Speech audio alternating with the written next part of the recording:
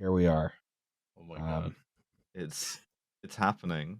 It's happening. We're back for the second time of trying to record Third this time. bonus episode. Third time. We're gonna have some bits that we're gonna have to do a second time, and they won't be as good. It's fine. Just pretend that you haven't heard the jokes before. Yeah, I'm gonna hello and pretend to welcome. have a revelation in the next slide. Yeah. Mhm. It's a bonus episode. It's the gang, and we're joined by special guest Victoria Scott once again. Victoria, how's Yes. it going? Hello, it's going. Yeah, I hear that. We've brought you on both because it's a delight to record with you, but also because you know about cars. None of us know about cars, and Yeah. I wanted to talk about a car. And I put together some slides at the last possible minute, and then every single thing that could have gone wrong with Broke. every attempt to record it did. Yes. Broke. And Yeah, you might Because of woke. say to Go woke, yourself, go broke. yeah, because of DEI, right? And So essentially, what happened was Comcast sent me an email about 3 weeks ago that said, "Hey, we've complimentary, but an adverb, upgraded your internet." And what happened was now my internet takes a long lunch about 3 p.m. because of it's got rights, Yeah, Yeah, your internet is a union you. shop. Yeah. That's right. And so you might think to yourself, well, if you gave yourself that much extra time by having the recordings fuck up over, surely you added some to the slides which you banged out in 20 minutes before the first attempt at recording, and which all have one sentence worth of notes on them. And you might think that, and you'd be wrong. This is However, I did. Thank you, Victoria. This is Not this is a why we ton. get you on. You save my bacon on this one. I wanted to talk about a car, and I wanted to talk about why this can of beans means that statistically you are probably going to buy, as an American, a small Japanese car. We're talking about the Ford Pinto. I'm here because podcasting with them is actually as fun as it sounds. Yeah, And I do actually just genuinely enjoy this. So I was like, sure, why not? Yeah. It's actually one of a long line of cars. The Chevy Green. The Oh my god. God damn it. For $1, name another bean. Yeah, Name a the bean. Buick. The Buick Kidney. String, please don't hurt my family. Yeah. Yeah, that was the Pontiac String. The there was the Subaru. Brat. What? Is that a type Brat? of bean? No, it's not a. I just like the Sounds like Subaru bean. Brat. No, okay. no. I Oh, had I more consider beans all women yesterday. who drive Subarus to be brats. Yeah, you were like the bean. You were like the Rain Man of beans yesterday, and today you're like Pinto. Yeah. Brown, black, kidney, of course, the famed Saturn kidney. Great Northern Navy beans. Mhm. Yeah, I just mentioned navy beans. We got white beans, which is also sort of like a navy bean. I would like- drive a car called the You Navy. can't have white beans anymore because of DEI, Roz. You know, but you can't have black beans though. Go to the next slide. You gotta have a refried bean. Oh yes, the refried bean, also known as a 1970 as a Mustang too. Also next the Chicago slide. bean. Oh Yes, yeah, you thank forgot to you. get the Chicago. Hey, no, go So- back. I wasn't done. Whoa, no podcast about beans. You will be maybe aware that having Victoria on is part of a kind of large plan of intertextual episodes on my part, right? Because we had you on to talk about the Beetle before. No, I came out and talked about the olds. Yeah. But Jesus Christ, was it not the Beetle? Kill me. No. Just No, literally. I didn't do a Beetle episode. Did you not? No. I remember talking about the Beetle, and Yeah, we maybe talked you were here probably for it. because I'm gay and was obsessed with them as a child. Okay, well, Oh, the point is, right, we on this podcast, Victoria may or may not have been here, talked about the 1973 oil crisis, and in the context of the Beetle, right? And the short version of that episode is expensive gasoline and canny marketing made Americans buy millions of Nazi cars and put the big American body roll kind of boat type car on its deathbed, right?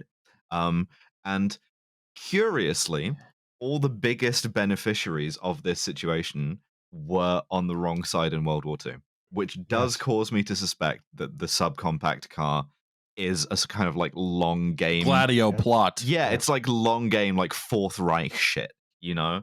You're like, oh, buy our little car. It's so cute, you know? It's nice. It's fun. We can be trusted. This industry again now. Why is it called the Volkswagen Rat Lines? So we're gonna talk. We've already talked about Germany, right? And I hear myself. I think this is Justin. No, because I also have been hearing an echo of myself. That's okay. So we talked about the German side of this with the Beetle. At some point, we're probably going to talk about the Italian side of it and talk about little Fiat. But tonight, we have to talk about, next slide, please. Well, no, this is where I have to do the revelation. Fuck. Yeah. You've heard this joke before, but this will be new to the listener. I've already forgotten it. I don't. Yeah. So, well, we see here there's a gas shortage. Yeah. You know, and we need to market a car that gives you what you need, which is gas. Yes. What gives you gas? Beans. Pinto beans, in fact. Sure. Yeah. I guess. Next slide. I don't think I formatted that as well as I did yesterday. Ross is going to be a first ballot dad joke Hall of Famer. What we're talking about instead of Germany or Italy is Japan. You may have heard of it. Yes. I've chosen to illustrate the concept of Japan instead of with one of their many beautiful cars with the manga section at a Barnes and Noble in Bakersfield, California. That specifically, that yellow Inuyasha, that specific printing is seared into my memory because it was the first time I ever saw a cartoon tit. Japan has contributed so many things to world culture. For instance, you could also have a nice Pikachu here. A lot of cars, Pikachu, Victoria seeing a titty for the first time. Yes. Genuinely probably was, honestly. Jesus. I mean, I was homeschooled, so like I snuck them out from the library, and my mom was like, "Oh, it's comic books, it's fine." And didn't know that I was like seeing titties. I'm saluting. This is like the most noble tradition of comic books everywhere. I don't think I've ever actually read a manga, like genuinely ever. Yeah, Liam, you sound very distant, by the way. That's because I had to turn my gain down because they kept yelling at me, Victoria. Sorry, I didn't understand that those two things were linked. Happy medium, you know. I don't know maybe how gain works. You go up a little bit, maybe. Yeah, maybe. no, it's my favorite thing is the early episodes that sound like I'm just yelling at Roz down the hall. I hadn't found it yet.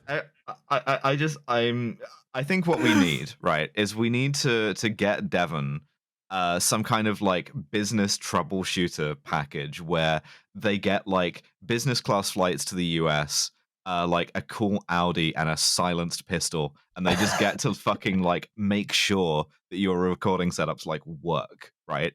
At gunpoint. I think that's the thing that we need going forward. Yeah. I regret to inform you that is fair. Mm-hmm. So Devon is becoming the transporter. Yeah, exactly. If we go to the next slide, in Japan they make other things that aren't manga. For instance, this beautiful car. I've put this in. This is the mandatory Subaru 360 appreciation checkpoint. We cannot skip it. I'm going to talk about this car. It's so beautiful. They nicknamed this the Lady Beetle, which is maybe not the best nickname for a car that you want to sell to people. Americans love buying effeminate vehicles. Haven't you learned this, November? This is true. Your Lady Beetle. Yeah, so for the listener, what happened here was that the first go around, I made a joke here about a Japanese lady beetle. You mean Yoko Ono? And it didn't land. And then my internet went out. With you. Yeah, you mentioned Comcast didn't even like that fucking joke. Yeah, protecting us from jokes that were questionable. What happens is we things about the Beatles.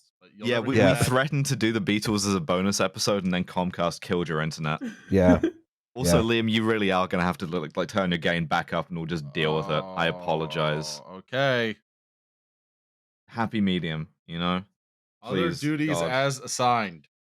Yeah, other duties subject to the requirements of the service. So this thing is it's like a little Japanese version of the Beetle. It's even Well, smaller, actually. And so it's a K car. This is like one of the Yes. original K cars. It's the 360 refers to the size of the engine. It's a 360cc air-cooled rear-engined car. Aw. And all of the initial K cars were 360 cc's. That got up to like 400, 500 something later on, and then nowadays there's 660 cc's. So there's like little vans and K trucks everybody goes crazy for are the same lineage as this. They get special tax benefits. You don't have to have a reserved parking spot. Otherwise, to buy a car in Japan, you actually have to prove you have a place to park it. Yeah, I mean, this is the thing, right? Like after the US bombed both Germany and Japan flat, right? One of the kind of occupation and post-occupation forms of light industry was, well, we can just build like very small cars, right? Yeah. So you we're had already kind of this. set up to do this. You had this, you had the Fiat 500, as you pointed out earlier, and then you also had like BMW built the Azetta, which is the front door opening three-wheeled. It's adorable. It's certainly something. It's their post-war. Oh, we couldn't have done all that. Look at us, we're just a little guy. There's a pamphlet about Unit 731. Quite literally, in the a back. small bean. Yes. Yeah. So the Japanese car industry, like post-war, starts out with these K cars, which like suit because you don't need a big car. It's fine to have these little ones. If we go to the next slide, please. Okay. Well, this was actually sold in America too. Malcolm, it was the first Japanese car imported to America. Yeah, Malcolm Bricklin brought these things in, the first of many of his questionable ideas. But this one actually stuck. Malcolm Bricklin, the guy who invented the Bricklin SV1 safety car, which is probably an episode we should do at some point. It was a gull-winged door rubber bumper test bed thing that was like, if it had been put in Back to the Future, it would be the same reputation as the DeLorean. It looked absolutely wild. It's also what the guy who invented Lego would have been named if he was American. We enter the 60s, right? Bert. It's Bert. Hi, Bert. Bert, do you want to meow? Bert, do you want to meow? Do you want to say hi? Bert is my cat. He's orange and small. It's about Milkshake has detected Bert because Milkshake was just rubbing his head against the microphone. But I don't have a camera, so you can't see that. Yeah, You should get a cat. Cats are good. It's a pro cat podcast. Oh yeah, no, this cat is amazing. Even they're free. You can just like I picked this cat up out of a parking lot. Yeah, they're just handing them out. You can just leave with a cat. The cats on the street are free. You can just pick them up. Watch out. But yeah, so the thing is, right, like as is the tendency with cars generally, the Japanese car got bigger, right? And they went from over the course of the 60s and the early 70s from what you would call a K car to the 700 to 800 cc two strokes to this kind of generation of Japanese car, the like 1 liter 4-stroke car. All of this is like at the time big for Japanese standards. It's very small and economical by American standards. I have here to show off a Mazda 818, a Subaru Leone, a Honda Civic, and the car from My Summer Car, the best video game ever made, which is a Datsun 100A. And these things are great. You only think that game is great because you've clearly never worked on a project car. That game is like, that's what my like 13th reason in a video game form. No, it's I listen, I love Finland Simulator. I hope for a sequel someday. I'm probably gonna have to play the Quebecois one. There was. It's just French. Yeah. Oh yeah, Montbézon. Yeah, French Finland. Also you can known go as find Northern the sequel Quebec. on your local Craigslist. Yeah. Yeah, I mean, listen. Once if I get my license, the possibility of me doing My Summer Car to myself is non-zero, right? I just end up with a project car and a lot of wrenches. It's one of those things that like it definitely made me a better person to have to fix up an old shitty car, and like it's better for the environment, it's better for the world around me, but also like I think it's self-harm at the same time. You know, it's kind of like it builds character but a little bit too aggressively. It's like the really cool like course file, you know? You start going through 10 millimeter wrenches like most people go through pens. Or 7/16 if it's American. I might be good at this. I used to like help my dad work on bikes and stuff, so like I know my way around like an old BSA or stuff like that. So who knows? But yeah, this was like the Japanese car, and they started exporting these to the US quite successfully because they're very cheap, they're very reliable, and they're very economical to run, right? Well, yeah, and I mean, if you look at the timing of this, they start building these bigger cars. It's like 71, 72. The fuel crisis hits, and American manufacturers have been building like punishments for small cars for the previous several decades, where they were like, you go into an American car dealership and ask for a small car, and they're like, but wouldn't that make you poor? And then and they're like, well, we don't really want to deal with this. So you get like the Ford Falcon or whatever, which is basically like 2 vinyl bench seats and the world's least efficient 6-cylinder, because they can't give you 8 because fuck you. And they haven't invented 4 cylinders yet. They don't know what those are. You go over a pothole, the sun visor drops down, and it's got "Get a Job" printed on the inside of it. Yeah, that sounds about right. And then the only other small cars I made are like British ones, which aren't real cars. Yeah, no one's going to import a British car because like you would have to be some kind of depraved Anglophile. As I look at the Aston Martin press car parked in my parking spot out the window. You have to get that flex in every time, don't you? I do actually. Yeah, no, I'm never going to shut the fuck up about it. That car is worth more than I've made in the past like 4 years of my life, and they were like, "Here, we want your opinion on it. Have it anyway." Is Aston Martin meaningfully British anymore? And other questions for the ages. Well, I mean, it's a questionable alliance because the engine under the hood of mine is a 4-liter AMG V8. So it's German. It's a secret. It is actually. I think it's what they would describe as a cultural victory for the Germans. I don't like that they're getting those. I don't trust them to do it. I've seen the state of their left. I don't want them to do that. I mean, it's preferable to the military victory. Let's get real. It's a different kind of Rolls Royce and blitzkrieg. Bentley. What's happened to you? Yeah, being bought out mostly, being sold. But anyway, the Civic thing, I just did want to mention really quick. The Civic specifically, I think I touched on this briefly on the Oldsmobile episode, but like at the time, you have the fuel crisis. The EPA gets founded, and they start getting rid of leaded gasoline. And leaded gasoline was a huge complicating factor for American automakers because they had to lower all their compression ratios and add catalytic converters at the same time. And so you had cars, these big V8s that were making 300 horsepower in 1971 are making like 110 in 1974, right? Yeah. And the cars are still the exact same size because they haven't learned how to build smaller cars yet. They have no idea like what that would even look like. They're like, Americans won't even stand to drive a smaller car. You have to have the boat. You need it. Yeah, and then Honda offers this small hatchback that isn't punitive to be inside. It runs because of this really novel head design for called CVCC. It's got like a pre-combustion chamber, and so it'll meet fuel economy standards without a catalytic converter, and so it will run good on leaded and unleaded gas. And you're in this like intermediary period during shortages where you don't know what exactly you're going to get. You don't know what the local gas station is going to have, whether it's still going to be leaded or not. So you have this car that's like a cheat code for actually getting to be filled up. It gets 40 miles a gallon, and it doesn't suck to be inside. And my whole favorite story about that experience specifically was Soichiro Honda, who is best understood as like an absolute lunatic, Lee Iacocca-esque, but like Japanese. He's the reason. Soichiro is the reason that cars in Japan are allowed to be painted red, because So Soichiro started the company after World War II with like surplus generator engines strapped to bicycles. By the mid 50s, they're the biggest manufacturer of motorcycles. By the 60s, he decides we're going to start taking the motorcycle engines and putting them into cars. We're going to become a car manufacturer. And he does this first with a car called the S500, which is a little tiny sports coupe. I've driven its successor. It is absolutely insane because it's literally chain drive to the rear wheels. Oh wow! Because they were like, we're using motorcycle parts bins. It's a motorcycle. Yeah, I mean, it sort of jumped onto the bad timeline where we went from like the people's transportation solution, the AK-74 of driving the Honda Super Cub, to what if we had 4 wheels and it sucked? Yeah, well, they didn't suck yet though.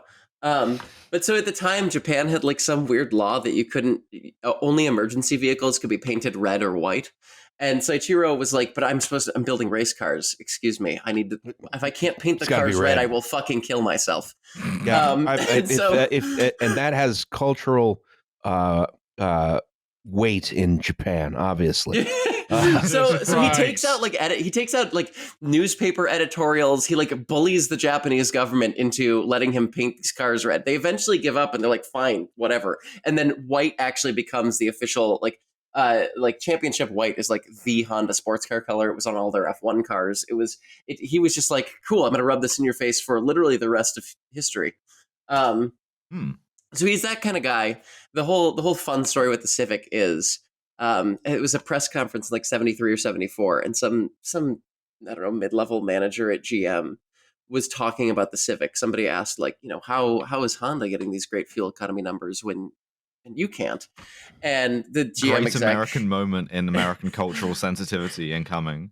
Yeah. The GM exec is like, well, that tech works great for their like little toy engines that they make for pussies.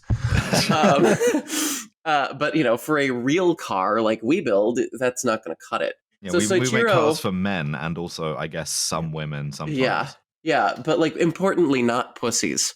So Soichiro is like, oh, cool, okay, go fuck yourself. He buys a brand new 73 Impala with a V8.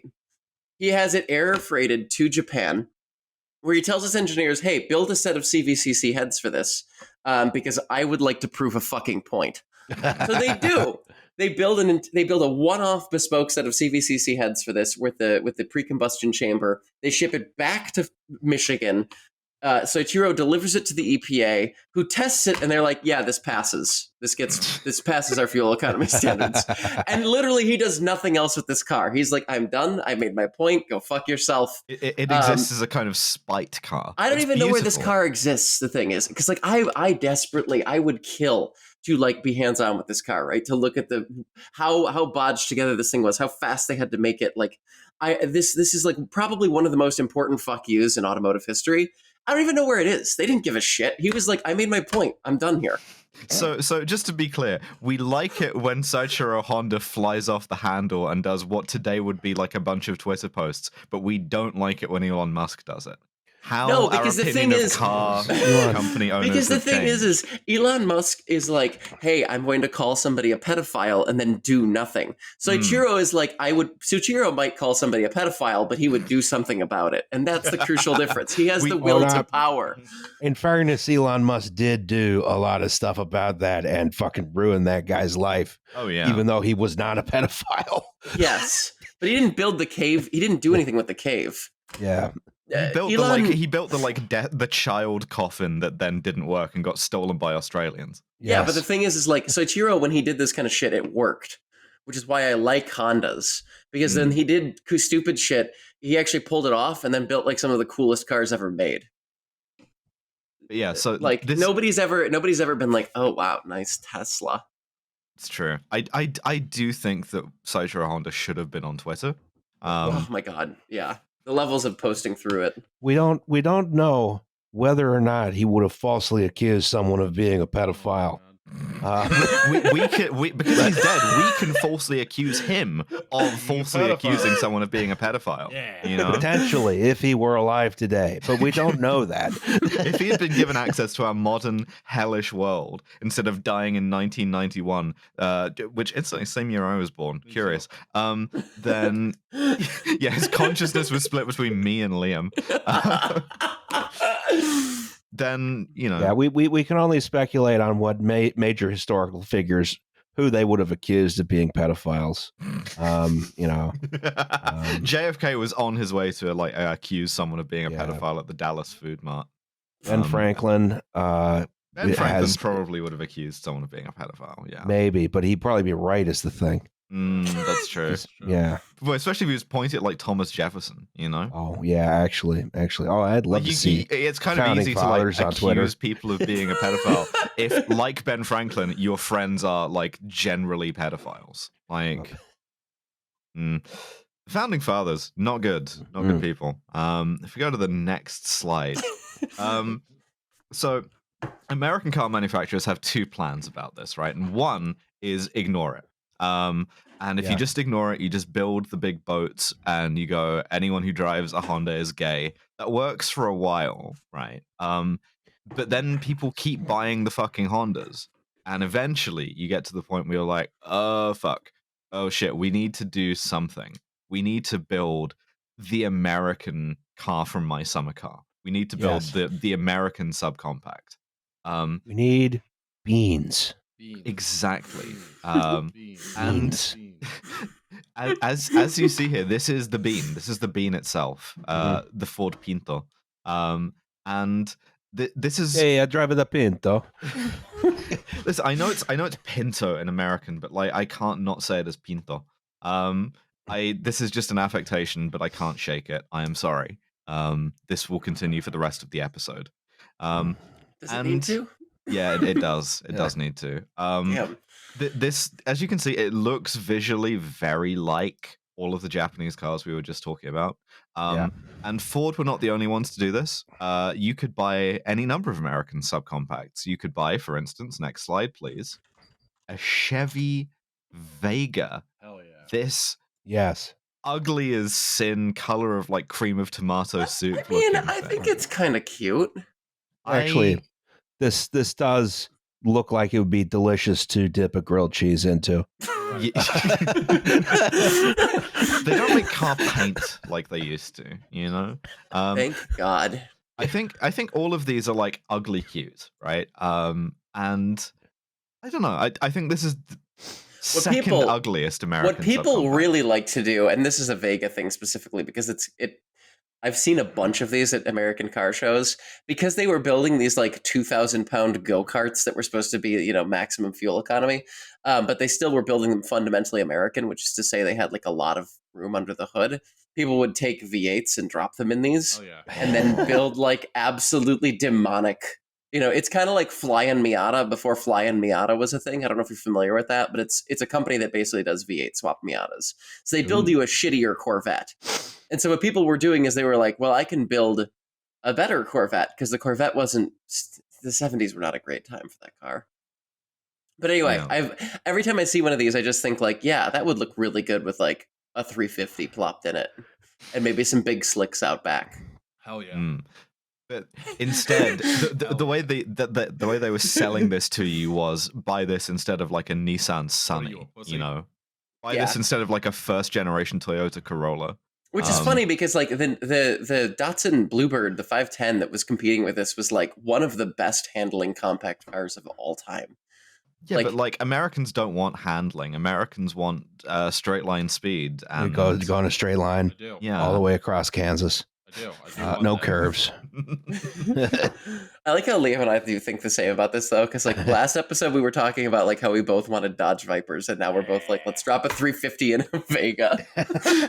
Thank you for subscribing to the Patreon, because there's a big kind of like charity drive thermometer on the side of the screen right now with Liam Gets the Viper at the top. Yeah, this is actually the end goal of the podcast is we have like a compound somewhere in the Pine Barrens and have like 50 rusting cars in the front lot. This is plausible, yeah. Yeah. If we go to the next slide, there's a fun little detail about the Vega as well. So yeah, the Vega is it sort of, you know, Chevy goes hard in on like economizing on a lot of stuff. One of which is they go in with the Southern Pacific Railroad. This is sort of during the golden era of wacky train cars. Hell yeah. They invent this system called Vertipack, right?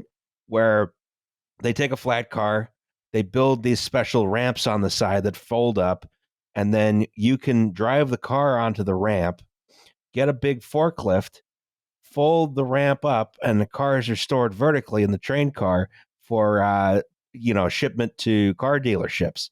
Now, since the way they shipped the cars was as complete as possible, full gas tank, fluids, everything under the hood here is wacky because it has to work when it's vertical. You can drive the Chevy Vega inverted, like in Yes. Top Gun. Yeah. Yeah, if you put the Chevy Vega into a wide variety of BeamNG situations, it would work fine. One of the scariest things I've ever seen in my career reinforced that most cars are not like this. I watched windshield washer fluid pour out of the headlight of a Defender that was Nice. very interestingly teetering. The car is crying. You have made the Defender weep. It was also the whitest I've ever seen an automotive journalist get. I love this though. This is beautiful. This looks like the future to me, you know? That is also, just for the record, like I know this is probably not the point of this, but that is a gorgeous photograph. That had to be taken Yeah. with like just the Colours. most vibrant Ektachrome they would sell it's you got- or something. Got lots of colors. It's got lots of the It's got composition. nice is good. high res scan This and was- everything. The Vertipack system was only ever used for the Vega. They theoretically could have used it on a couple other cars, and they never went and did it. It's like this is too much work, you know? Fuck this. It's too cool. It's too cool. We can't do it. We've invented the future. Let's not use it. There's the story of the like 60s and 70s. If we go to the next slide, you could also buy an AMC from American Motors Corporation. Yes. Okay, yeah, go ahead, finish with this because I have a huge issue with what you have written in the notes here. It's the least sexy car James Bond has ever driven. That is so wrong. AMCs were like Oh yeah. AMCs were incredibly fucking cool vehicles. I don't Yep. agree right. with Shut up. this. I don't really. Thank I really you, don't thank you, think so. Liam. Like Not the too much. AMC 4-liter inline six is basically like the perfected off-road truck motor.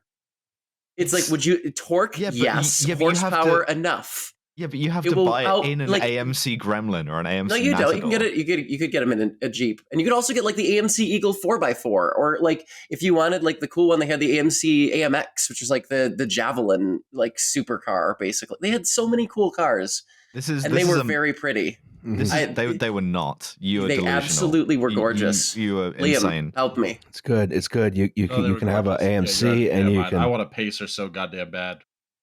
And a Gremlin. you can I sit love on the AMC hood and cars. watch airplanes go over. Yeah. The thing with Liam having the gain turned down is it's just kind of like elderly relative. I just get like the ends of sentences, so I just heard Sorry. nothing, and then just like want a pizza so bad. Sorry. I fixed it. I hope. You see here Sheriff J.W. Pepper, Louisiana State Police. Yes. This is a Matador, which is like a Ferrari next to the subcompact, which was the Gremlin, which sucked. The Gremlin did not suck. It sucked super This is bad. No, they're I nice. refuse to take criticism on AMC from a woman from Britain. Listen, I'll was talk about to about say. British cars. That'll be another bonus episode. That'll Who be won- in fact who it'll won the come war? in this one a bit, but like AMCs were cool.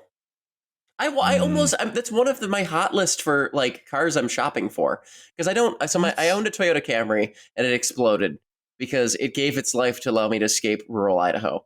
So I've been shopping for a new car. That story is real. I wrote about it. I I've been know. shopping for a new car. One of the like top choices has been an AMC Eagle 4x4 because you could get it with either the 2.4 Iron Duke or the 4-liter straight six. And it's like an early crossover, but it's a wagon. I don't know. They're cool. You can get like wood paneling on them and shit, and they'll go Ooh. off road. Yeah, that's cool. the Gremlin is not cool. The Gremlin is cool. Shut up. Yeah. It's not. It really Liam's is. right. Thank We're all you. here. We're all here to say the Gremlin is cool today. Yeah. Except Amen. for November, who is wrong I am. and will be censured by the podcast. Oh, wow. Removed Dock from my her- pay. Yeah. Removed from her committee assignments. Fuck.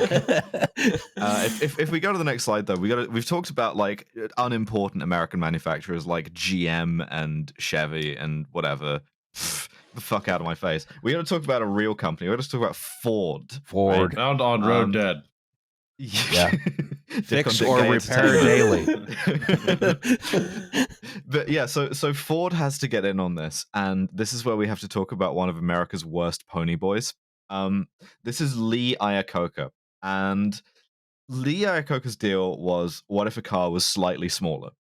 Which is a fine deal, like as far as these things go, considering the kind of cars that Americans made and that Ford made before his tenure, right? And the small car, it's like, if a big car's like a horse, the small fast car, it's like a pony, right? That's where you get like a Mustang from. And he is leaning on a Mustang. The Mustang is the car that Lee Iacocca would like you to associate him with. I like the tie. He's got a very nice tie. It's very sort of like hotel carpet. And Hotel Yeah. we lobby gotta carpet. we gotta bring back that style of suit. This is true. Like Yes. I could maybe find men attractive if they dressed like that more often. I think all of is there some kind of like carbon monoxide leak happening in like all three of your locations? Yes. Because like What's up? No, I am just mentally unwell. I I feel have like paperwork to show this. the last time we tried to record this, all of your senses of aesthetics weren't this bad. Oh, And they now were probably are. pretty So bad. I don't know what's we happened. we didn't get this far. Yeah. That's Yeah. true. Nova. Stupid. But but so this Lee Iacocca's most famous deal is the Mustang, right? Which is very successful because it's slightly smaller, it's a lot faster, and it drives. People like it. People like the handling. Yes. People like the everything about it. It looks good. Yeah, they were deeply sexy. But he was also seeing this subcompact shit happen and seeing Japanese imports go up.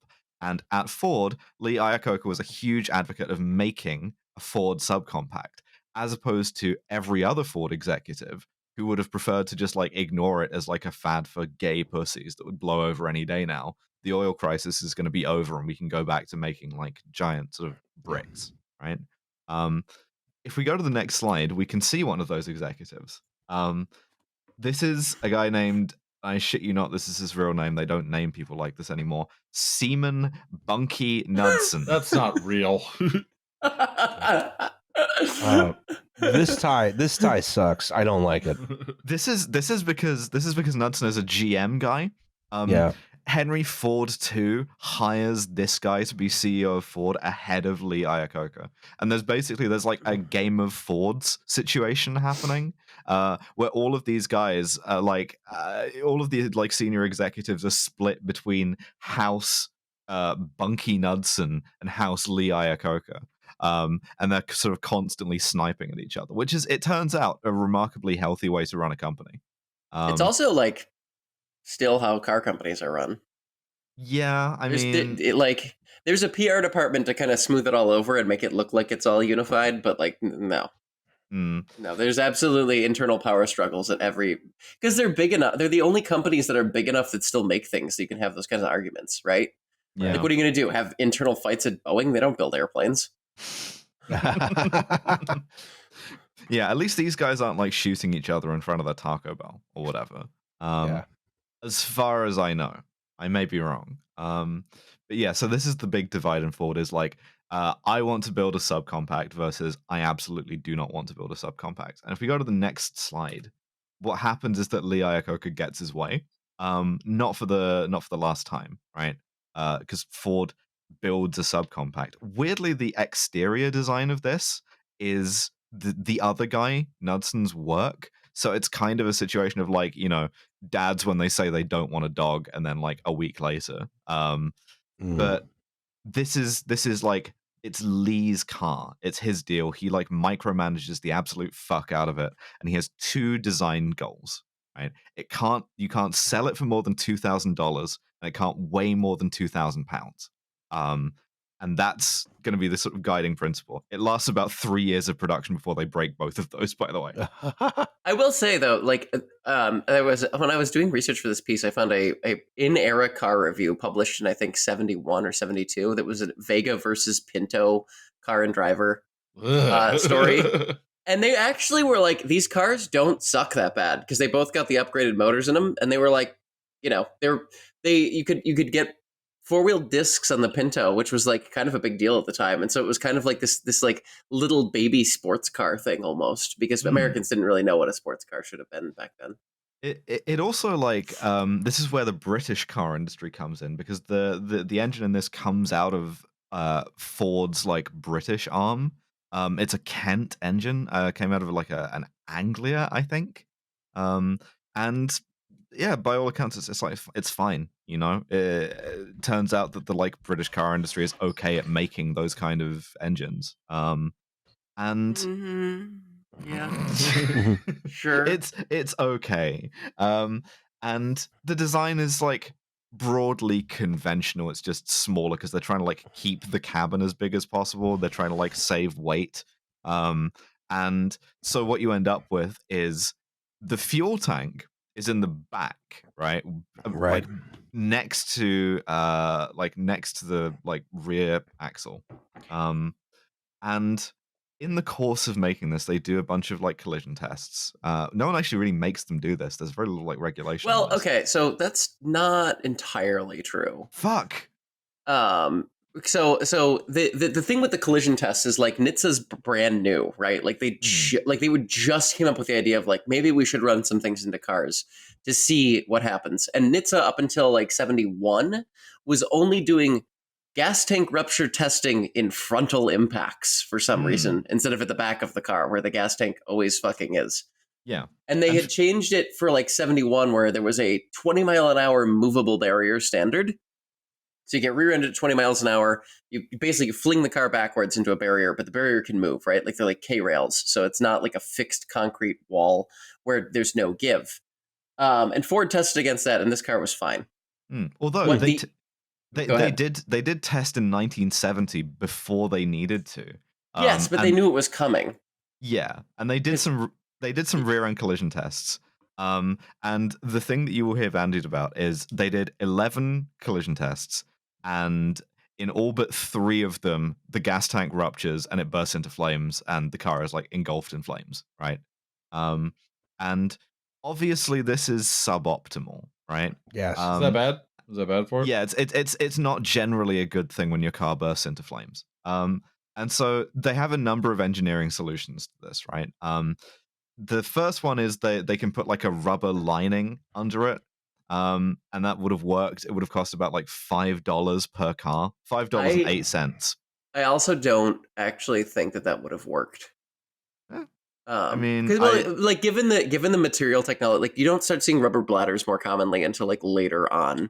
So it would have been like pretty new tech that I don't know if they could have actually. It probably would have. What they probably would have done is installed all this, and then like would have started disintegrating from gasoline like 3 years into it or something. That makes a lot of sense. And to then me, it would have been like, oh, here you need a new carburetor 3 years in. So it's like, yes, it was $5, but also it's probably going to kill the car. Your engine has ingested all the rubber. Yes, it turns out that's bad for it. That's not good for it. Yeah. This, as we said in the Oldsmobile episode, this kills the car. Yeah. Second option, you can put like a steel like shield behind the fuel tank. So in a rear end collision, it's just like it just deflects that perfectly. You armor the fuel tank a bit. And that was more expensive because you know it's made of metal. It's going to cost like $11 per car. Oh no! And it's going to bring the weight up. It's going to bring the cost up, and you have these quite tight constraints on both. So you probably don't want to do that. The third option is you put a little plastic cover over the differential so that the bolts that stick out of it don't, when it gets hit, just slam into the fuel tank and puncture it in 4 places. And because it's made of plastic, that costs like $1, like less than $1. Right. And they just kind of don't bother. It's fine, you know? I'm not entirely clear on why that is, other than Ford hates you and wants you to die. Right. I think it was just that they didn't think this was going to be a problem, right? Like I think that they realized that like, okay, in these 30 mile an hour accidents, the gas tank is rupturing, because that was when they were, I think, getting the majority of these explosions was the fixed barrier 30 mile an hour rear impact, which NHTSA had suggested they might do in the future, but nobody at Ford thought they were going to do. Which is, if you look at like, I just did a big piece about crash test safety in America, and it's a very similar thing. Like the forecasting for this is like a decade out. It's like, what are they going to be adding 10 years from now?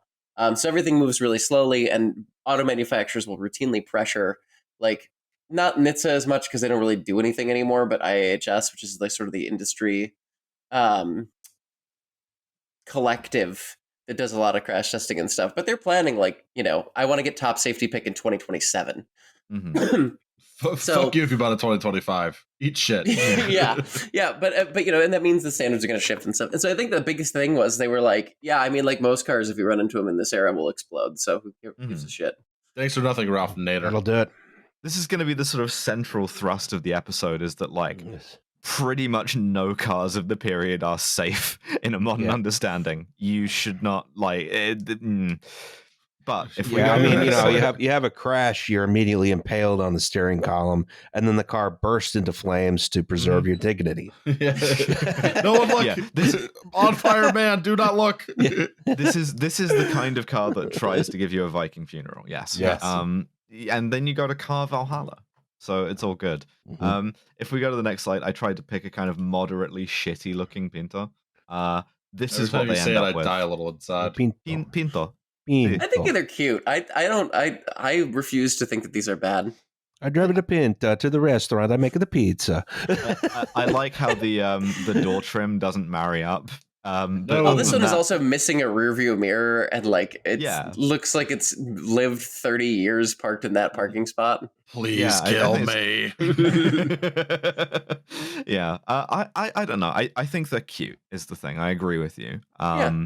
I think my beef with you is on the AMC. I think those Those are are ugliest, and I nice. think this is fine. Like an AMC. And these are like moderately successful. Like Ford are sort of able to market this as like this is the import beta, particularly in California, right, where a lot of people had been buying Japanese cars because they were very easy to import, and dealerships were able to like sell these at kind of like a comparable pace. If we go to the next slide, we can see the kind of way that they marketed this, which was also kind of horse focused. Yes. Meet Ford's new Pinto, the Nice. little carefree car. And the marketing here is like, please don't buy a Honda Civic, please. It's cheap, it's reliable, it's third thing.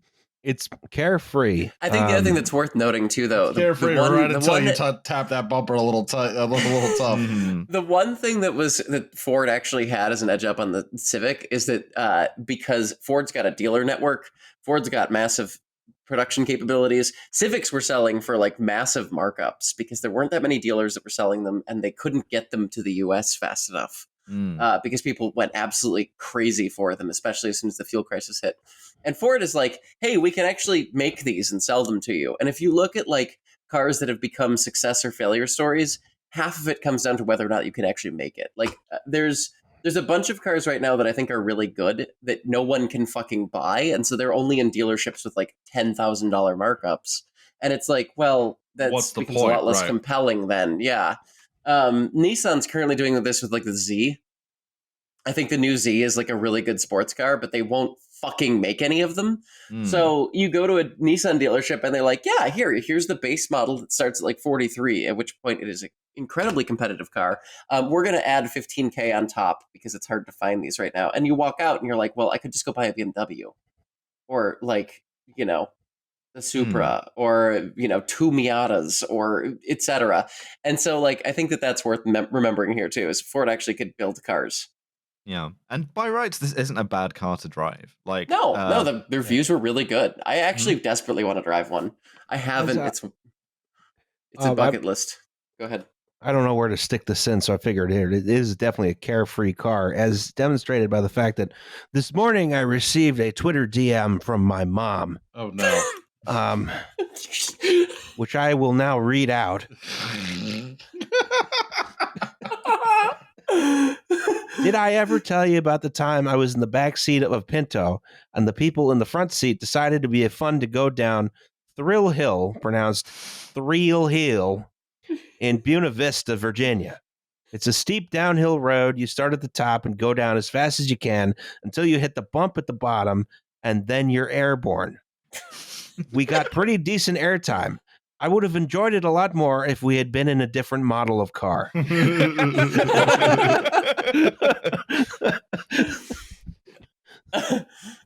Yeah, this is the thing, right? Like you're trying to like, this is how car manufacturers have been able to like square this circle of like the small subcompact, is to make it fun, right? And Ford is kind of like, it tries to do this, it takes a while to dial it in. The like carefree thing is an attempt at that. I will also say one of the slogans that they later had to take off the marketing campaign was Pinto gives you that warm feeling.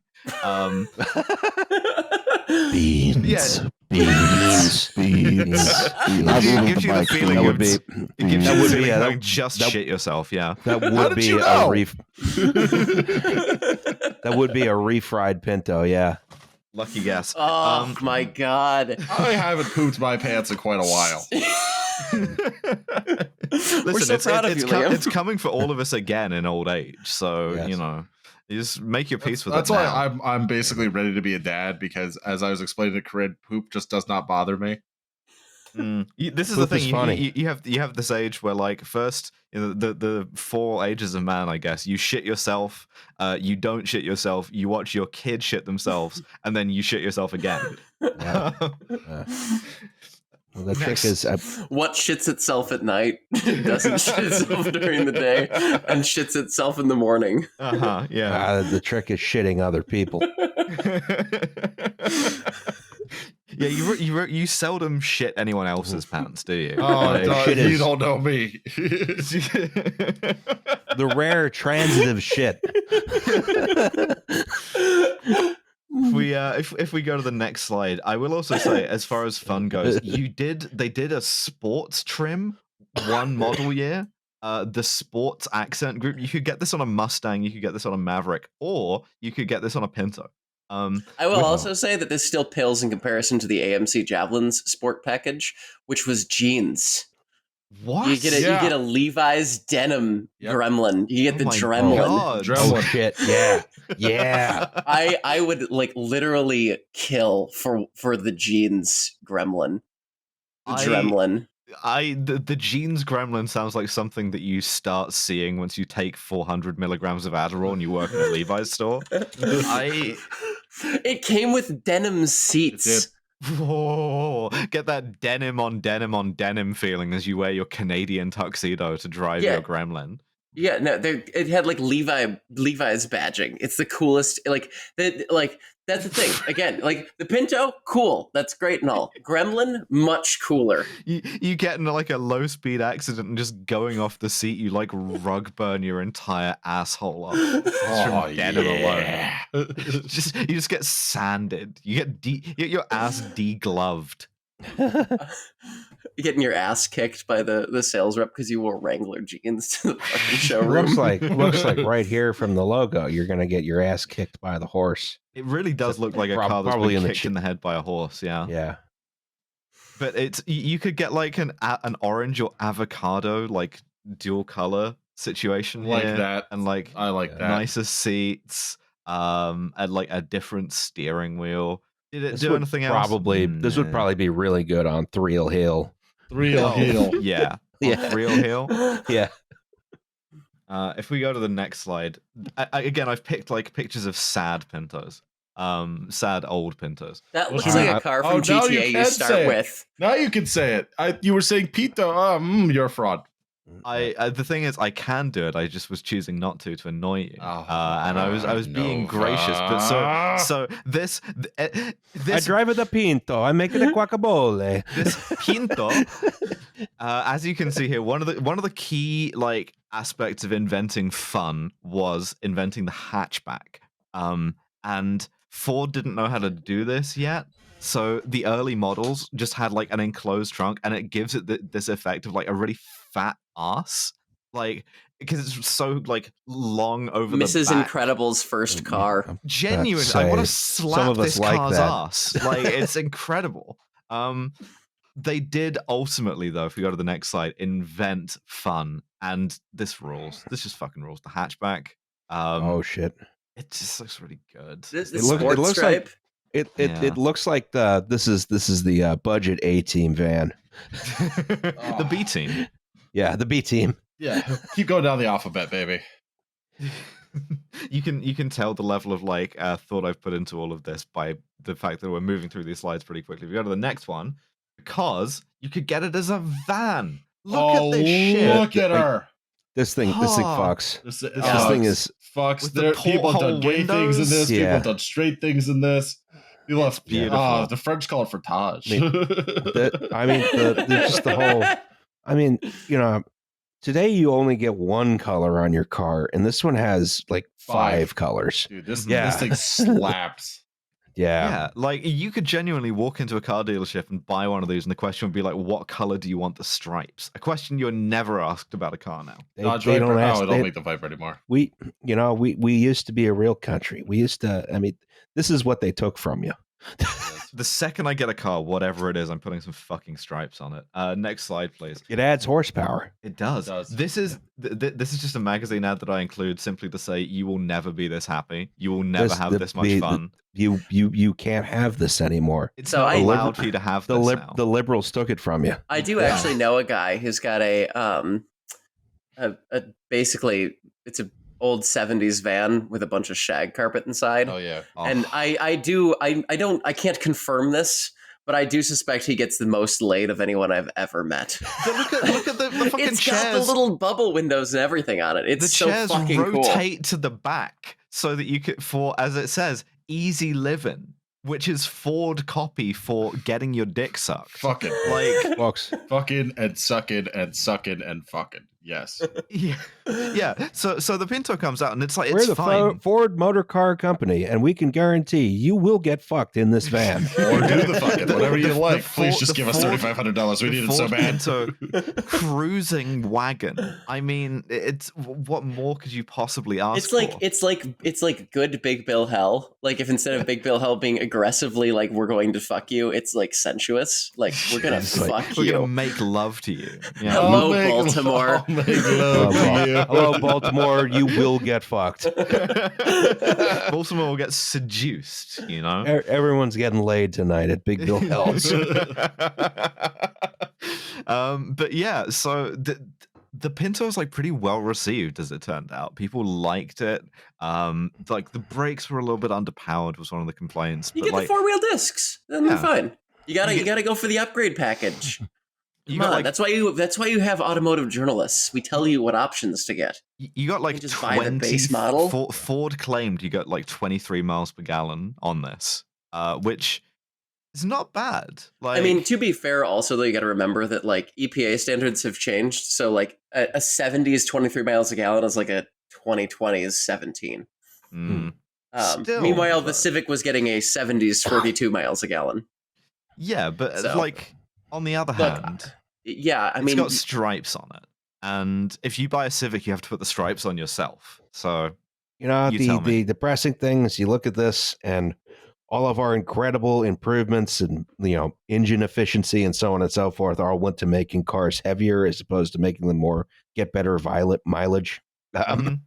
yeah, or making them look better for that matter. well, and then there's the whole way that the footprint rule worked out so that the EPA actually they just released their new the new efficiency guidelines through 2030, I think, which is where Joe Brandon said he's going to kill the gasoline car and he's going to beat up all the conservatives who won't drive EVs.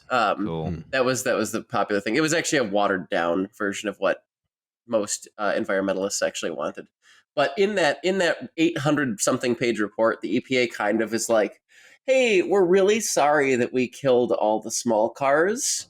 Everybody told us this at the time when we came out with the rules in 2011, and looking back, it turns out they were right. We did kind of do that. So, whoopsies. I hope you like 7,500 pedestrian fatalities a year.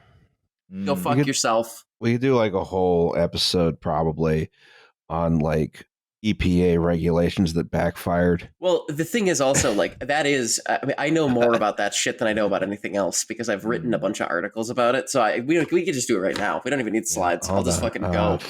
It's fine. great. I'm going to sideline you with my own slide about fatalities per year. If we go to the next Where's slide, the please. spreadsheet? I got to write this down before I forget, God. as I usually do. Jesus.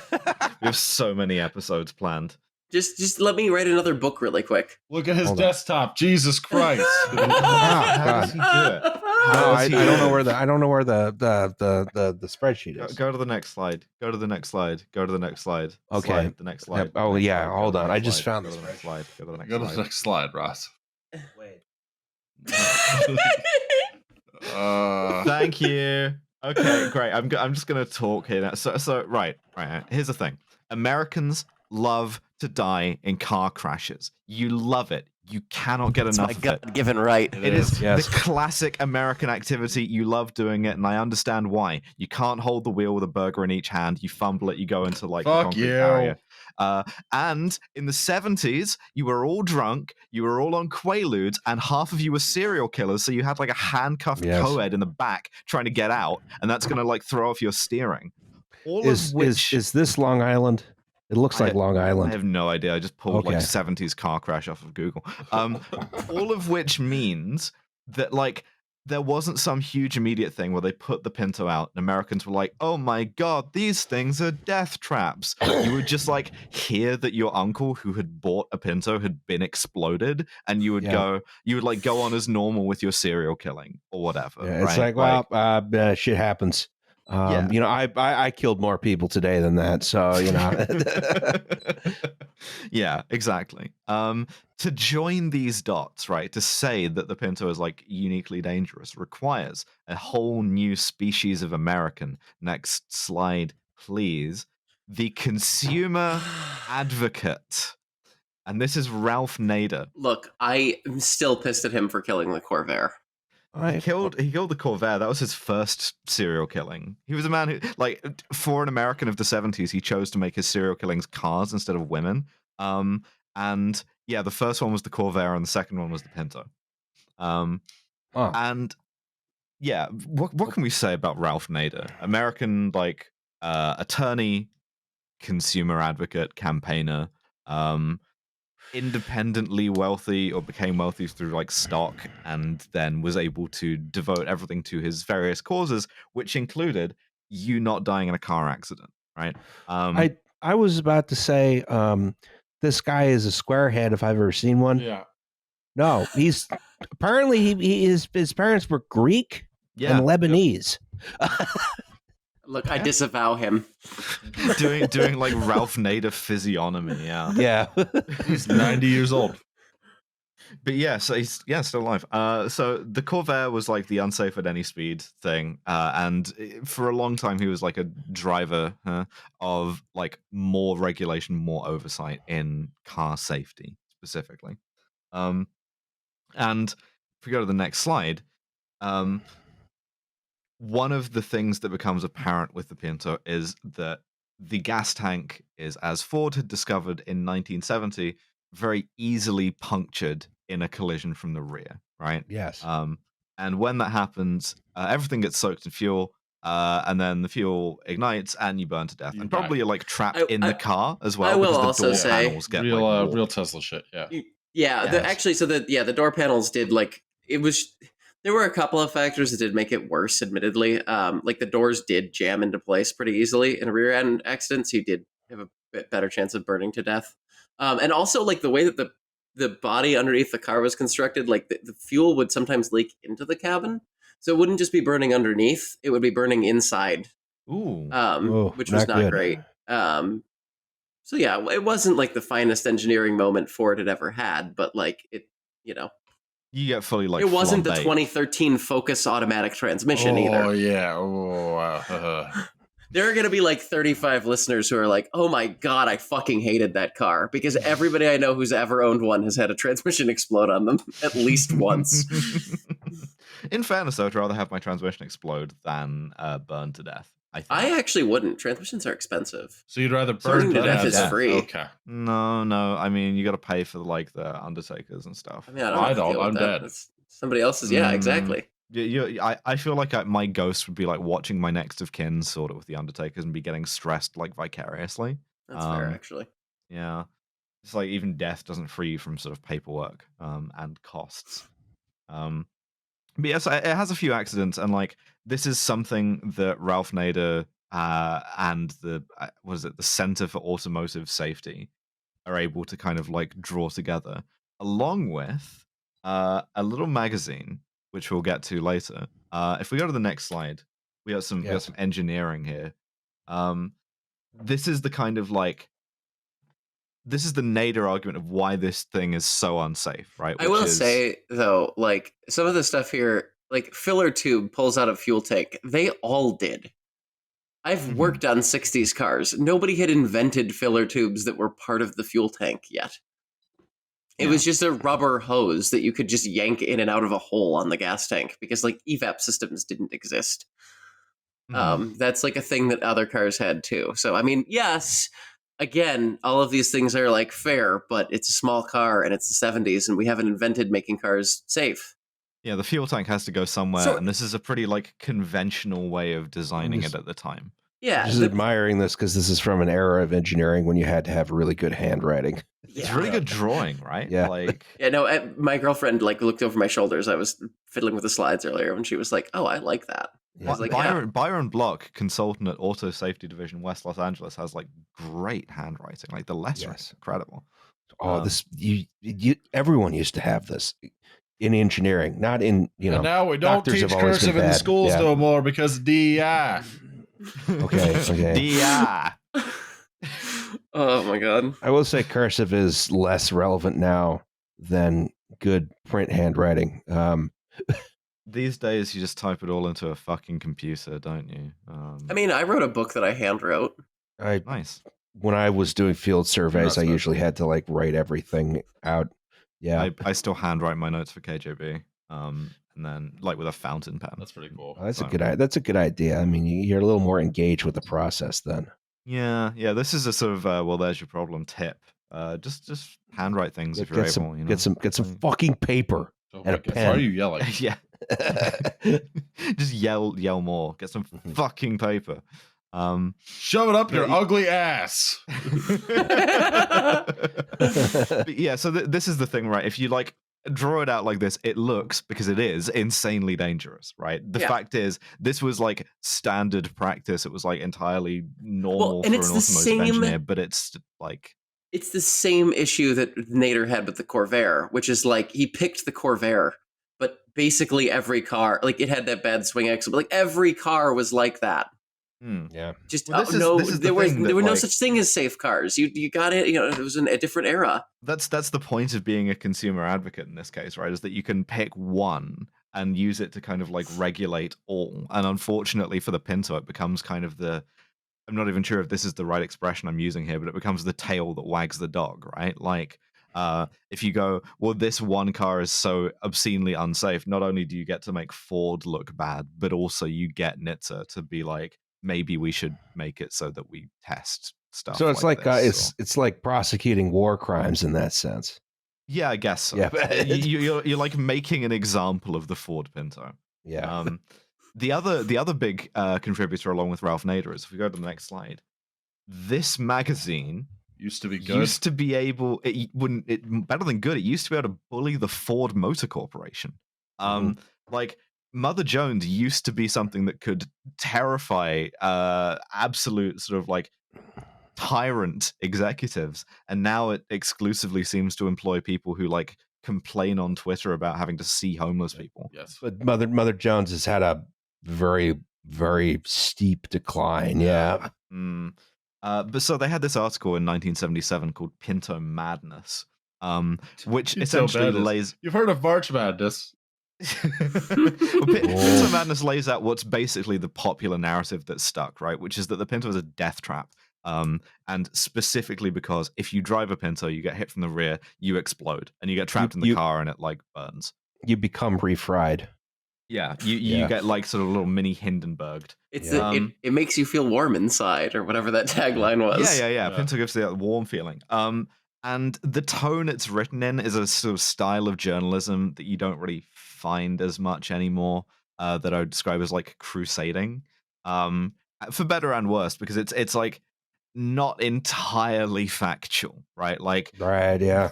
The article claims that like between 500 and 900 people had like burned to death in Pintos.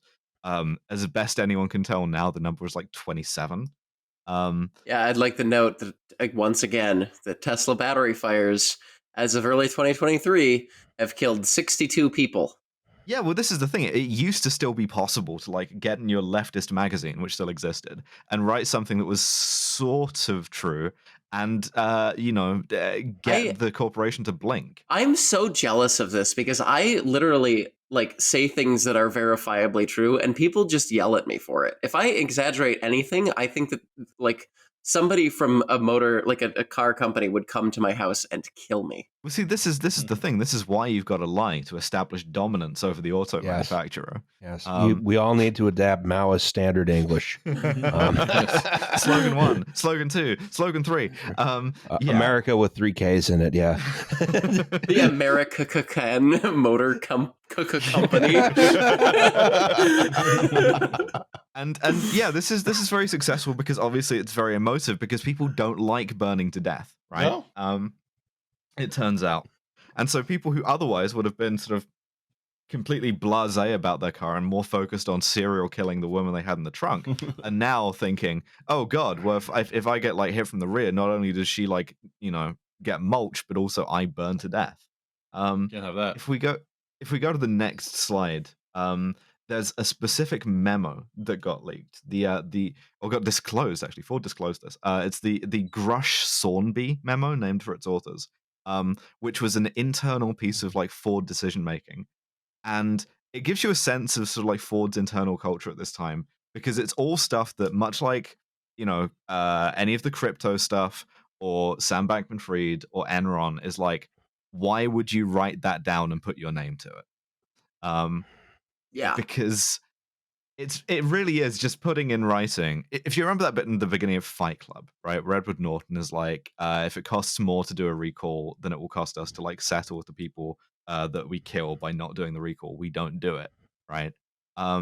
This is the same thing. They do like a cost benefit analysis of the number of people that like it's probably going to burn to death, which they they calculate how much it would cost. It's not to settle with them, it's the amount that like the like US like federal statistics put on burn injuries and deaths versus the cost of us actually like fixing it. Yeah. It's does Ford care about you? Is this corporation my friend? Absolutely not, right? They're completely indifferent about you burning to death. But as a statistical thing, this is a pretty normal thing to consider. It's just bad to put it in writing and then be like, this is, we're going to put our names to this, and this is something that we're explicitly going to consider, Yeah. Yeah, the writing down how many people you plan on killing is probably a bad idea. Yeah, don't put that in writing. It's not great business strategy. I mean, we Now, did if it, if you put this down in writing and they said, and then we fix those problems, then you'd seem like great, But yeah, and essentially the memo is just like another sort of shot in this game of Fords, right? Where it's like, this is fine. We'll probably fix it down the road. We don't need to do anything drastic now. And once this was sort of like exposed, obviously it looks as it is, which is Ford don't care about you, which is true. Of course they don't. yes. They've just like put it down in black and white, where like every other car manufacturer has known better or has been able to keep that equivalent memo secret, Yeah, I mean, well, presumably it's in writing somewhere because you have, in order to do this type of analysis, I mean, you have to do at least a little bit of math, and usually you got to put that down on a piece of paper somewhere. But No, I'm the GM mentat who like considers mentat. all the number of like deaths in my head. What a thought. Jesus Christ. Yeah, I'm in fucking GM headquarters like through Fear Hawat. If we go to the next slide, we got some crash test footage of exactly the thing that you don't want to happen happening. And yeah, It is worth noting that NHTSA didn't test vehicles with tanks full of gasoline. They used mineral oil and checked for leaks. But because the public was so mad after the Mother Jones thing, they were like, well, we better make an explosion. It was literally the Mythbusters formula. Where they were like, we're going to put gas in it and hit it really hard, and we're going to weigh down the front. And like they were like, we got to rig this thing to blow, and then we got to do something, because otherwise everybody's going to be mad at us. And I don't know what the hell was going on in the 70s that like public anger could change things. Yeah, like, right. That's so absurd to me. Like, there are airplanes that we all know are about to fall out of the sky and kill probably several thousand people, and everybody's like, well, can't do anything. Okay, now in fairness, they did not stop Vietnam. That's true. Well, that was no. the main thing that they failed to stop. Yeah. But they did work stop on the everything Pinto. else. But like, it's just wild to me, like, to think about this era where it's like we got NHTSA and the EPA to exist at all. Right. Because like one of the things that was wild, I just did this big piece about pedestrian safety, and like every every inch over like 35 inches or something, I forget the exact math, but basically like there's 600 or 700 excess pedestrian fatalities occurring every year in America because of big fucking pickup trucks, and we all know it. We've done a bunch of studies on it, and there's like no, like, if you suggest this, an angry conservative will come to your house with a pitchfork. And it's just wild to me to imagine an era where it's like, yeah, your car is probably going to explode and kill you, and everybody be like, oh, we should fix that. Well, because Ford hadn't figured out that they could mobilize their own counterculture of Ford guys yet. So, because they had this kind of like internal, like corporatist thing, Ford's response to this was mostly like deathly silence. Not least because they were being sued and they didn't want to provide anything else that was going to be actionable. Like God knows what other memos they were sitting on. Yeah, like I know I've been talking about like how this wasn't really like, you know, the Pinto was just the poster child of it, but it was genuinely like this did change the industry a bit, and it's still just kind of wild to think of that as actually being able to happen. Yeah, so Ford ended up like being hauled in front of Congress. The whole time they're saying as little as possible.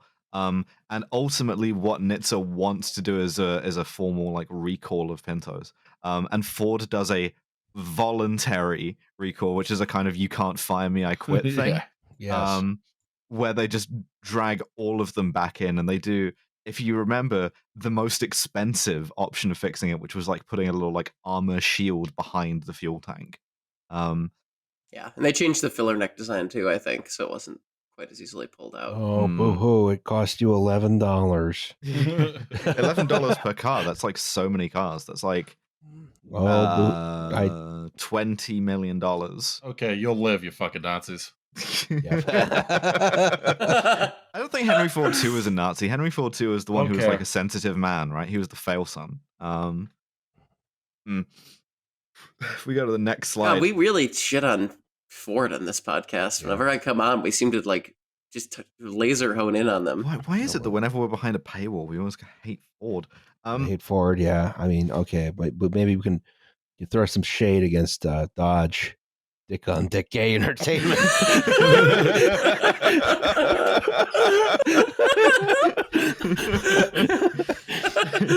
Sorry, when Nate said that on Trash Future, I had to shut off the episode for a second.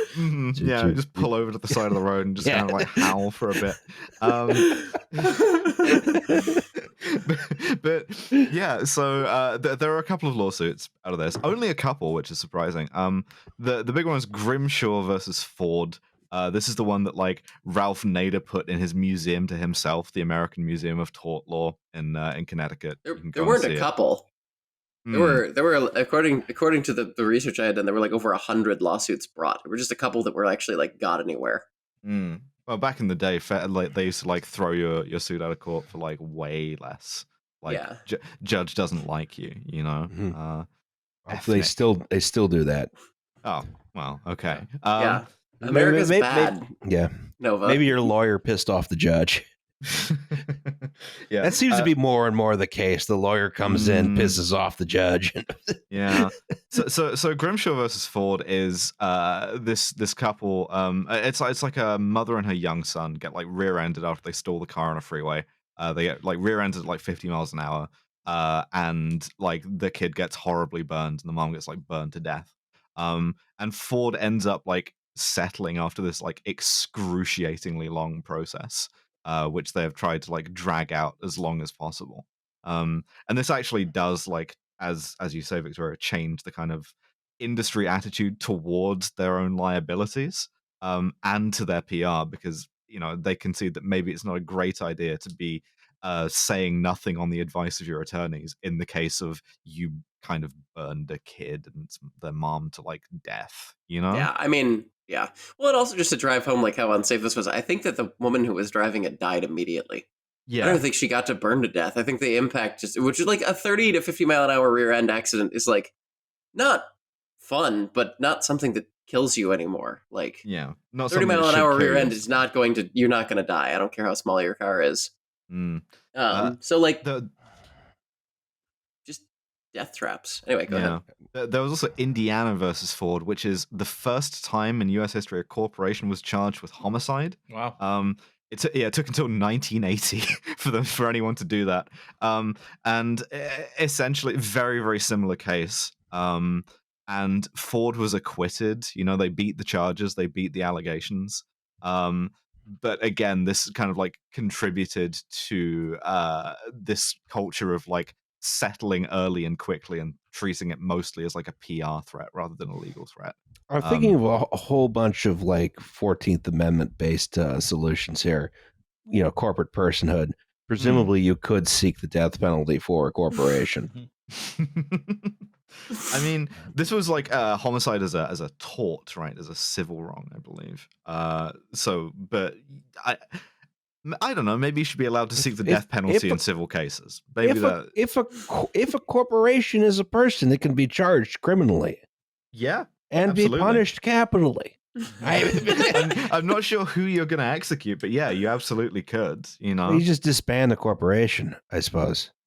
So yeah, is that like the? But then the question is, are you disbanding it in a way that isn't cruel and unusual? You have to execute whatever the mascot is. Imagining like a poisoned cashew case, and Mr. Peanut gets the chair. we had to execute. We had to fucking guillotine the Budweiser Clydesdales. Necessary revolution. We fucking hang Chester Cheeto. People always talk about Lincoln respecting human rights when he hanged all those cereal mascots. Says mutiny against Captain Crunch. If Captain Crunch technically Captain Crunch can't commit mutiny. Mutiny is only by like ratings. Captain Crunch commits barratry. Captain Crunch. We have to keel haul Captain Crunch. But if we go to the next slide, the damage is done. I have a slide bottoming with IBS. Be like, because public opinion shifts because Americans love one thing more than dying in a car crash, and that's complaining. And once Americans are aware that like their cars are death traps, they tend to complain about it. And it just kind of. They did. What happened? Why aren't we doing that again? Yes. Like, and I know the reasons because like cars no one care. Cars are increasingly deadly for people outside of them, and the people outside of them don't matter because it's mostly. Why would you walk? Are you poor? You only kill people who aren't you. Yeah. And you get to kill other people. You're a more like alienated and like stratified society than you are even in the 70s, and social cohesion or whatever. It's just wild. But this like really sealed the Pinto's fate. Like it became like a joke. It became like a kind of byword for like death trap car. And it's particularly this is something that like Nader and other like consumer advocates like hammered on for a long time is to demonstrate both that the auto industry doesn't care about consumers or anyone, which is true, but also to try and like regulate it more effectively, which sort of worked. Essentially, like the Pinto was the Captain Crunch of subcompact 70s cars, in that it was like executed as an example to the others.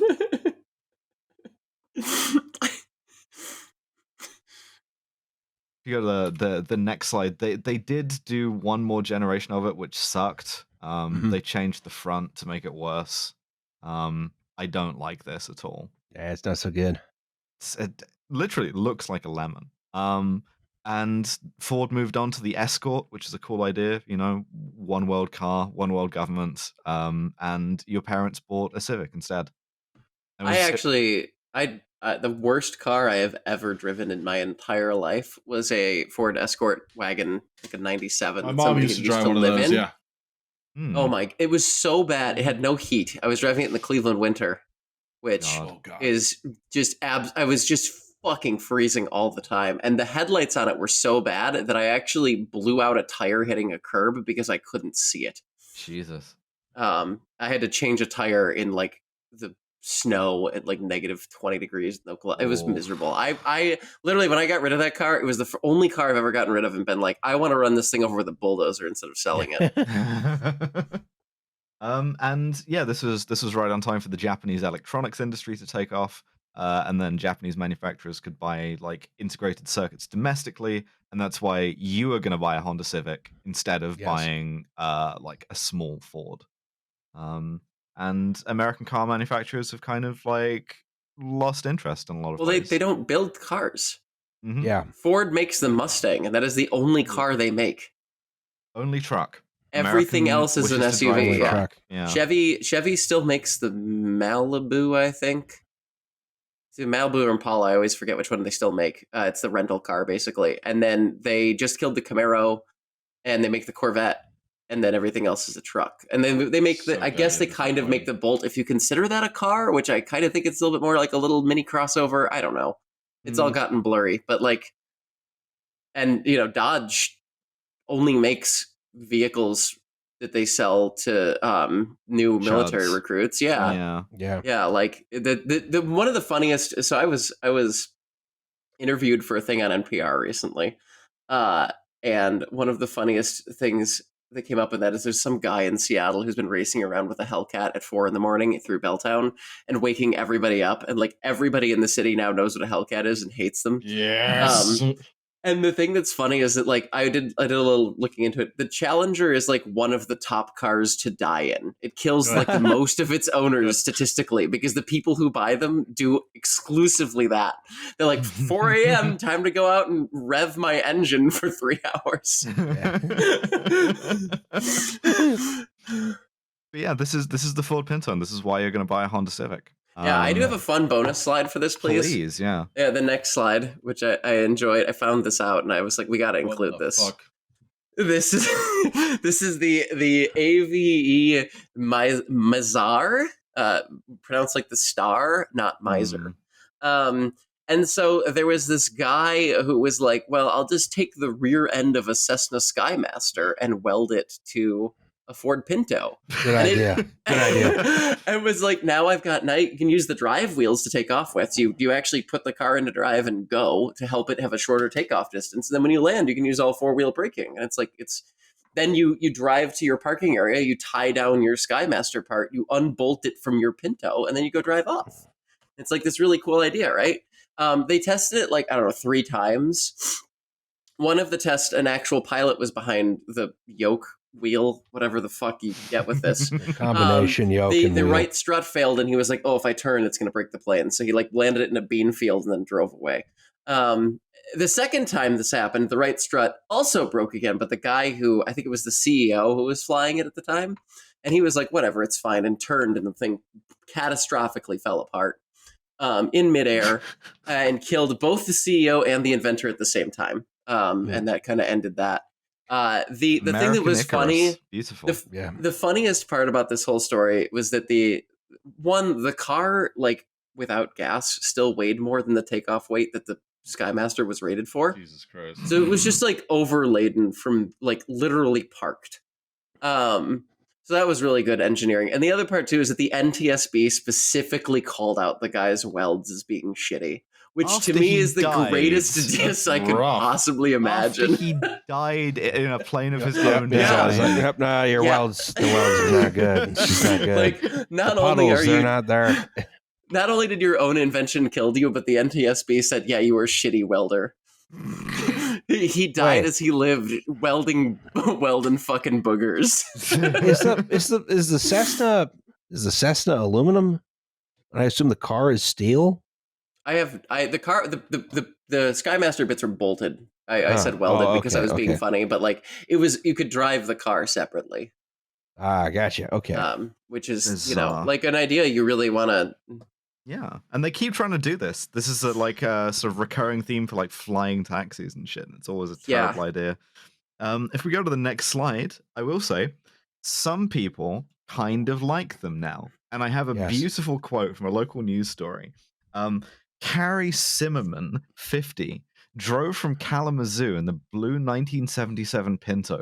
His mother bought in 1977 with 477 miles on it. It now has about 434,000 miles. He's estimated he's only invested $2,000 in the car in the last 30 years, and that includes oil changes. He explained why he owns 3 of them now. It's irritating like me. Everyone hates it. Yes.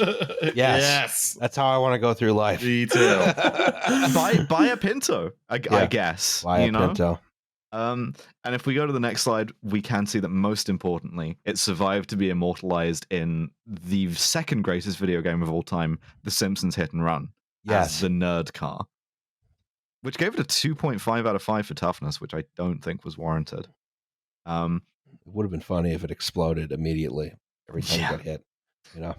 And if we go to the next slide, Ralph Nader went on to move to his other passion, failing to prevent 9/11, and then stopping Al Gore from getting elected president. Yes. Were American consumers made any safer by consumer advocacy as a culture, and Ralph Nader in specific? I don't know. Maybe. Hard to say. Probably not the pedestrians. I can say that much. Yeah, that's the thing that's that's upsetting about a lot of this is it's like cars are largely safer for their occupants, but also auto manufacturers have started to run into the physical realities of mass. Yeah. And you can't make a small car that is safe because it will get hit by a much bigger car. So you have to just build bigger cars. Like the IAHS doesn't even recommend teen drivers get subcompact cars. If you look at fatality rates, like a subcompact car is like 10 times deadlier to its own occupants than a pickup truck is, because the pickup truck will, wipe it off the face of the earth. Yeah, and so you end up in this like mutually assured destruction arms race of building bigger and bigger cars.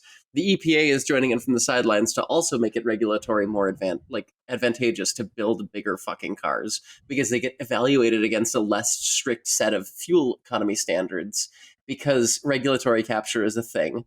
And then who loses? Everybody who's ever walked anywhere. America is continually putting up unbelievable numbers of pedestrian fatalities on a yearly basis. Like we are and our roads aren't even safer for it. Like America's per capita death rate in car accidents is now higher than Russia's, which was very, very bad for most of history.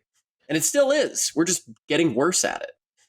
And it's largely if you're in a bicycle, like every car immediately locks onto you and tries to murder you. Yeah. Yeah. Well, and I think a lot of it too is just it's societal. Like I did this piece about pedestrian safety. It was well, what's the cause? And it's well, big trucks are part of it. And also Americans love to speed and they love speeding even more after the pandemic. And enforcement is down because cops refuse to enforce any kind of traffic law because they don't want to work. And that's a pain in the butt for them. And so they've just basically given up entirely on any kind of enforcement, and automated enforcement doesn't work because people drive the speed that the street is designed for rather than the speed that the speed limit sign says. And all of our streets in America are fucking 35 lane wide stroads. So you can drive from your house to Walmart faster. It's system. We need to rip out every single thing that is paved in this country and start over. Yeah, we gotta mandate new small cars. This is my pitch to Ford right now. I know the Pinto name is still mud, so I would say bring back a subcompact, the Ford Lentil. It's not even a bean technically.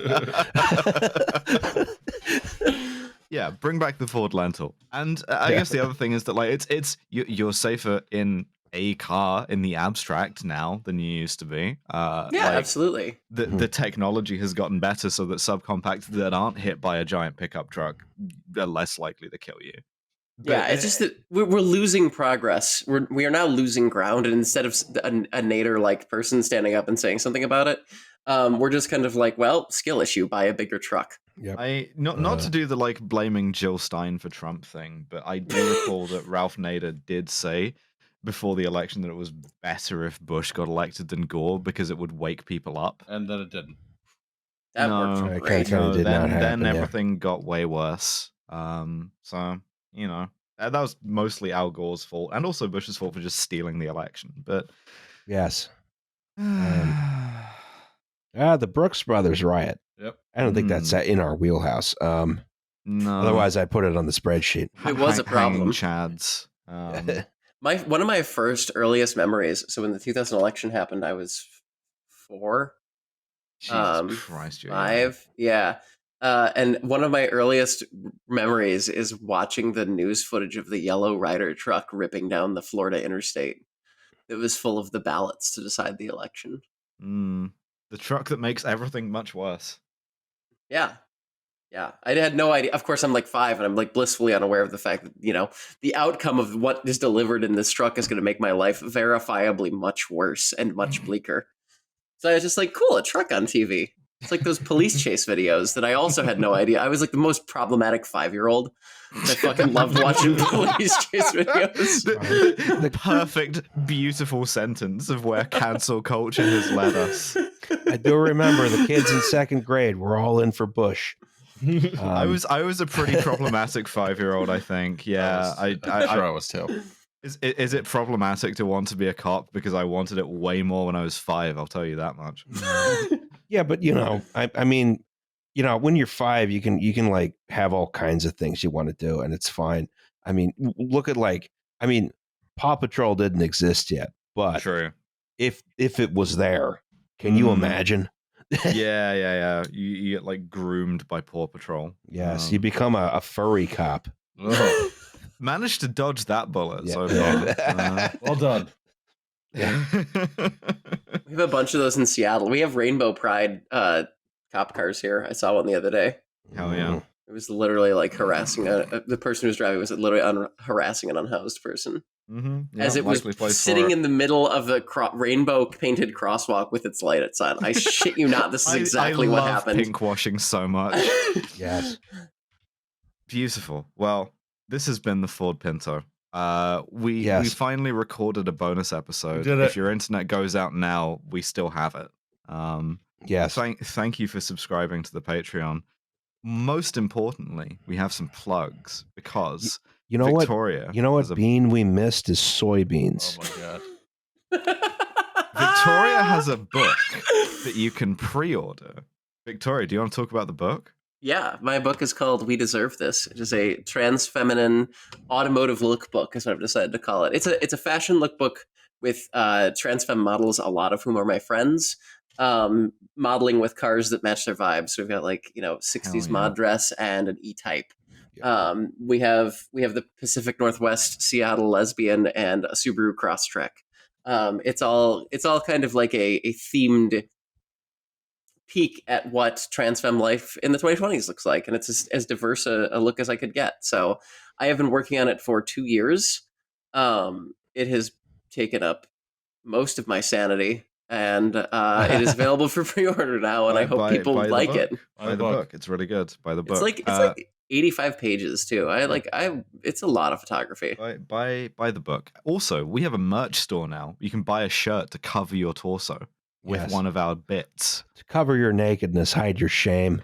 Mm-hmm. In some jurisdictions, disgusting. they make you do this. Yeah. There'll be a link in the description. Yes. Thank you for subscribing to the Patreon, and we will see you next time.